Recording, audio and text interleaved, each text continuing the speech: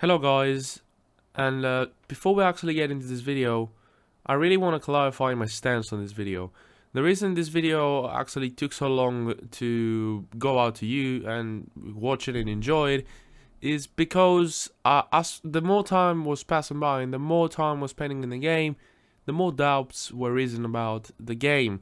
Meaning like about some of the things that I'm saying on this video, like the tips, are just a lot of like mistakes of the game. Not to say that anything that you hear on this video in terms of tips is gonna actually help you in the game, but I want to clarify that I genuinely believe, for example, the handbrake is a bit broken on this game. Yes, I agree with Jimmy Broadbent that the handbrake is a bit broken on this game, and it needs to be fixed. And I just wanted to say that at the start of the video because I feel better just by expressing my opinion about the game. Because in this video, for example, when I'm explaining how to use the handbrake, I'm saying it's just something new. It's not something new, it's just broken. Let's just admit that, you know. Either way, enjoy the video and see you in the next one, boys. Hey there, you've probably clicked on this video because you just bought WRC Generations and you feel like you're doing bad. Well, this is because you are bad. No, I'm just joking. You're probably just struggling like everyone else who just bought this game because you're very new to the game and it's a brand new game. It has a lot of changes from the previous game. So, you're in the right place. Let's get into the video and help you get started with WRC Generations. Let's do this. So you're probably just wondering, why does everything feel different in this game? And the main reason being, they talked about driving physics changes, and it's really just down to the cars. The cars in this year in WRC have completely changed. They've added a hybrid system. They are a lot more heavier, which obviously, more weight changes completely the driving style of the cars. So what does this mean for these cars? Being heavier, they are less, you know, maneuverable, I would say. By less maneuverable, I mean they are harder on the corners. You have to reduce your speed a little bit more. They have less aero as well, less aerodynamics, which makes them even less nimble. Like if you remember on the previous games, you would get into these cars and you would feel so nimble, like the cars would just point left, right and center, wherever you wanted them to point. Being heavy also makes them, you have to be a little bit more harsh on the brakes, you have to brake a little bit more. I've chosen the Tarmac stage because I think I can show off a lot of the changes. Like for example here, this corner, previous one, on the previous games was a much faster one. Now, not everything has changed for the wars with these cars. The hybrid system gives you a lot of power at the start, at the acceleration. You can see when the hybrid is on. You can see on the left, on the right bar. You can see on the steering wheel sometimes. You can see it on a lot of places. What does this mean? Less traction off the throttle. So you have to be a little bit careful in some corners, like some very low speed corners. For example, where you're on first gear or second gear, you have to be a little bit careful with the throttle. Because you might feel like the spin on the rear. And you have to be careful about that. For example here, if you overuse the throttle too much, you're going to spin off. You're not going to make the hairpin. You're obviously going to feel some understeer due to the extra weight of the cars and the less aero. Obviously I've mentioned that before, and you know, all these are huge changes. I felt them straight away from day one when I bought the game. At first I was like, why does it feel like that? But then if you really think about it, these cars are completely different. The drivers have said it, and they're obviously, I saw them live as well, they're not the same as the previous generation of cars. Completely different, completely different. Obviously they were still monsters, but they're huge. They're so much wider, so much more weight added into these cars. Now, I want to mention also the handbrake. The handbrake, as you can see, it's not, as I completely make a mistake, I'm still not like the best at this game, obviously, as you can see. But we're gonna get used to the game a little bit more once I start the career mode. This is a tough stage as well with the ice and Tarmac. I need to cover this stage up because this location I'm in, because they've changed it. They made it a lot harder, made it a lot better. But yeah, less handbrake use. If you, in the previous games, I used to use the handbrake a lot, like a lot, even not only in hairpins, in in a few like low speed corners. Or oh, they made this spot very hard. Incredible. I really like that. Didn't even notice that. Like, I haven't driven in Monte Carlo in this game, but they seem like to have made the stages a lot more challenging than what they used to be. It's gonna be interesting for the esports. But yeah, less handbrake. You're gonna see. I'm gonna tell you on this hairpin round. Hopefully I get it right. So down to first, handbrake, and that's just about it. Then let it power slide, because you got more power due to the hybrid, which is gonna let you spin your wheels a little bit more and help you maneuver through the hairpin a little bit easier with less handbrake. If you step a lot on the handbrake, look what's gonna happen.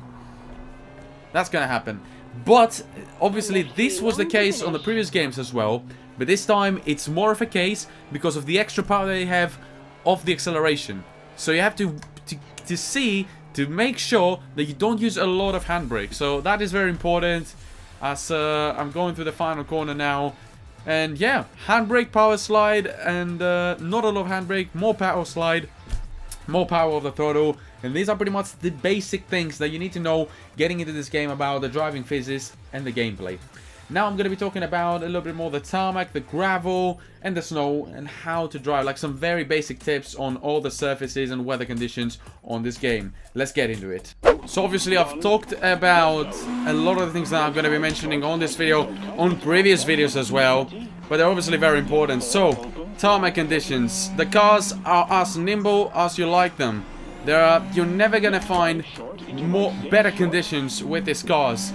If you really want to go up to speed and see the limits of the car, you go on tarmac. Why is that? The car is more direct than on any other surface.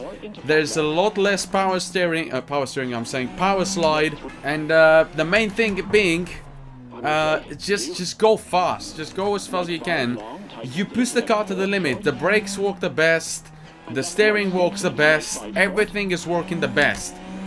That is not obviously the case when it's raining on tarmac.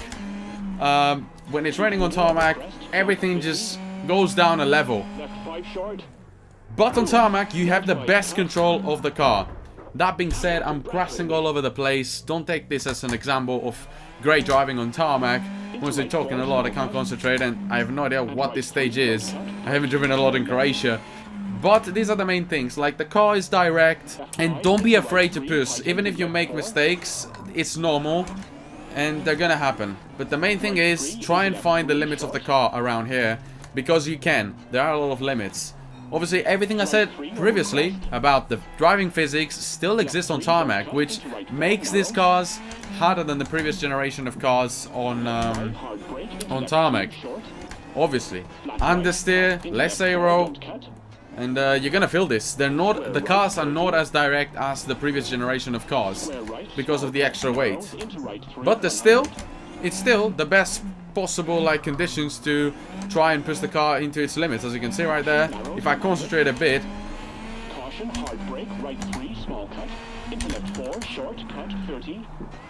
Hard on the brakes. A little bit of a handbrake. As you can see, a little bit more handbrake there. Cost me that. It wouldn't happen otherwise. A little bit less handbrake and a little bit less throttle. It's very hard to get things right on this game, and I like that because it's an extra challenge. And obviously, you know, you have to relearn. There's a learning curve on this game. Don't try and push things too much. Just take your time with it, because it's even for me, I'm a bit experienced, you know, with rally games, but even for me, this is a whole new experience, a whole new game. So just take your time with it, enjoy the process, and you're gonna have a lot of fun. So, gravel driving. This one is a lot harder.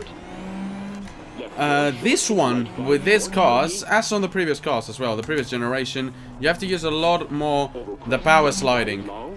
And you have to step on the brakes. Let me show you on some corner. Step on the brakes and push the throttle so that the car can power slide. Then also brake. You have to be a little bit more like... Don't be so gentle with the car. Like, never be gentle with a car, in my opinion. These cars can take up a lot of pressure. Even on tarmac, where I said to you, the cars are very direct, so you have to turn like with a lot of pressure.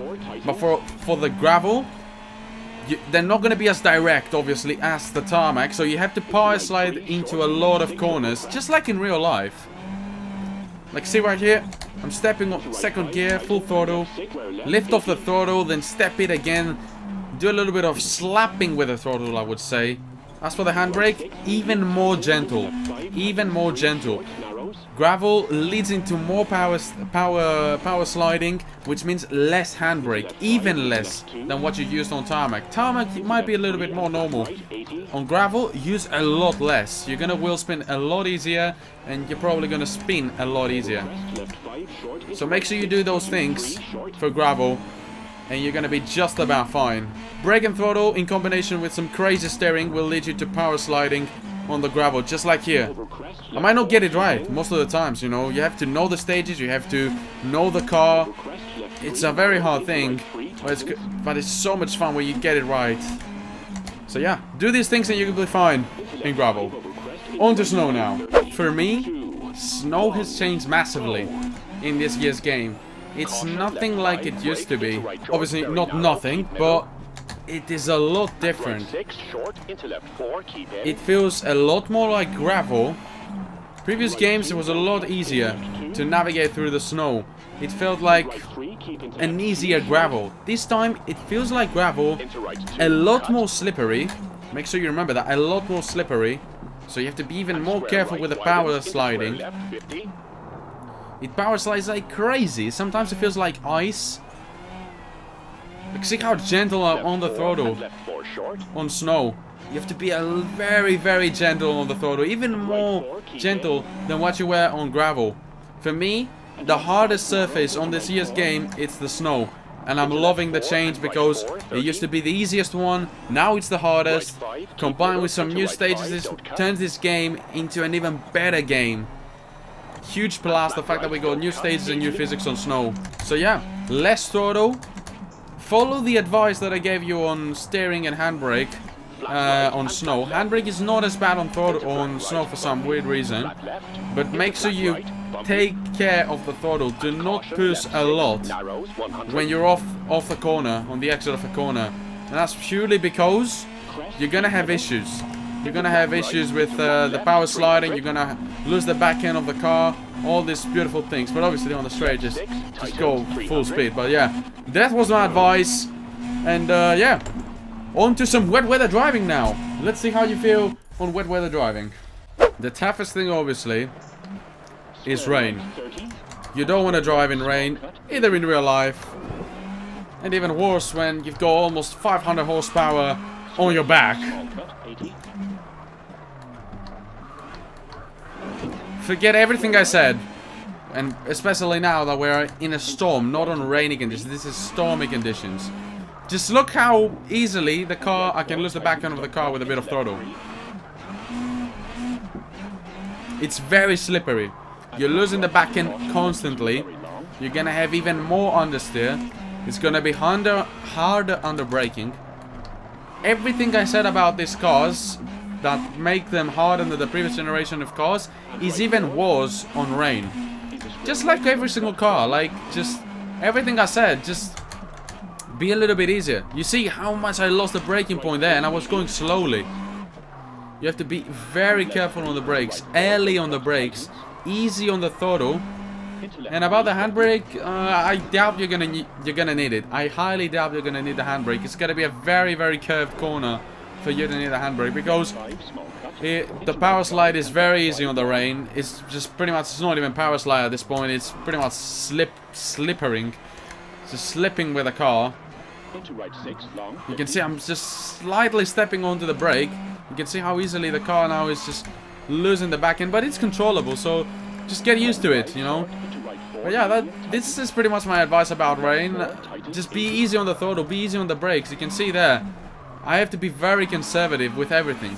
Even with the steering, just be careful, you know. Don't be easy on the car on rain if you don't want to crash. But now you're gonna be like, yeah, but you told me now I could find the limits of the car whenever I want, especially on tarmac.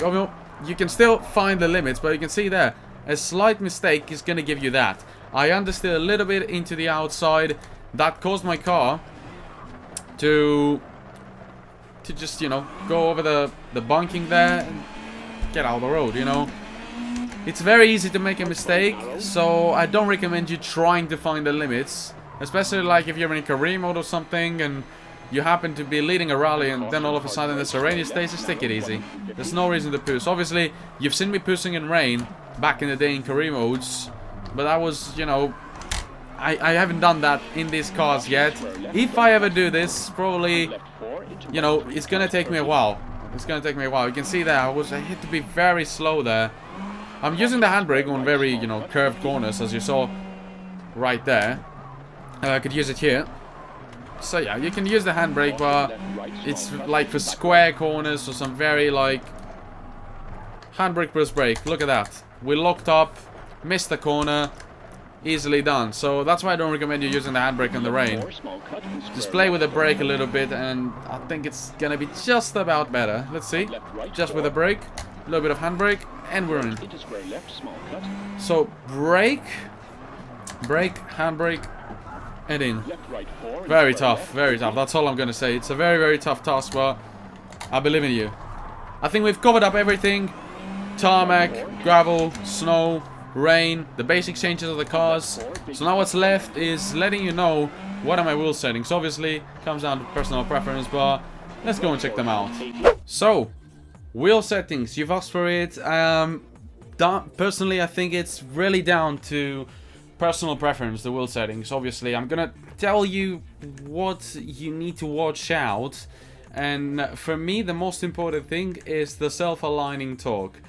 It's pretty self-explanatory, as you can see down there, but if you actually play around with this setting, you're gonna see the change. Like, if you play around with that, you're not gonna see a lot of changes. If you play around with that, you're not gonna see a lot of changes. But when you play around with that, so let's go like plus minus 10, plus minus 20, you're going to understand the difference immediately. So that's what I'm suggesting you to do. I personally have it on 60. Play around with it. I think 60 is just about the right amount, but play around with it. You might be an 80 person, you know. You might want a little bit more of you know, a little bit more pressure when you're turning or anything. I want the wheel to be a little bit more free and let me maneuver a little bit easier with the car, so that's why I have it down to 60. As for the vibrations, you can turn them down, you can turn them up, nothing really changes for me personally. The tire slip is one of the most important settings because of the power sliding that you do with the car on a lot of instances. This is the vibration you get when you power slide with a car, and the suspension over the jumps, also very important. Play around with these two settings. I personally have the tire slip on 80, the suspension on 90, and the overall vibration on 90.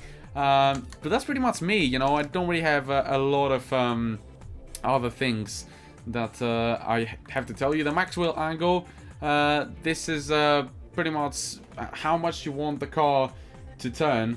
And I have this, obviously, in this game, on the previous games, I used to have that on 540, 560, even at 620 at sometimes. This time I'm gonna put this on the screen. These are my wheel settings on the Fanatec CSL Elite. I have my cat just bit me there. Why the fuck do you do that, bro? What the fuck? You gotta be easy on me, yeah? Either way, so yeah, how do I have the sensitivity? Is on 360, just like in the game. I have my force feedback on the wheel on 88. And I think these are the two most important settings on my wheel. If you have a Fanatec wheel, if you have a Logitech wheel, I have no idea what you're gonna do. Play around with these settings and have the wheel sensitivity on 360, and I think you're just about gonna be fine. Same goes to Thrustmaster users, but for Fanatec users, these are my settings. But as for the video, I think that's gonna be it. Obviously, tell me down in the comments below any other questions that you have about the driving physics of this car, any other questions that you have on tarmac, gravel, snow, rain. Tell me down in the comments below. I'm gonna be trying to answering them all down in the comments below. Obviously, I'm gonna be answering them all, but I'm not sure if I'm gonna do another video like this. I think I've said everything I could say.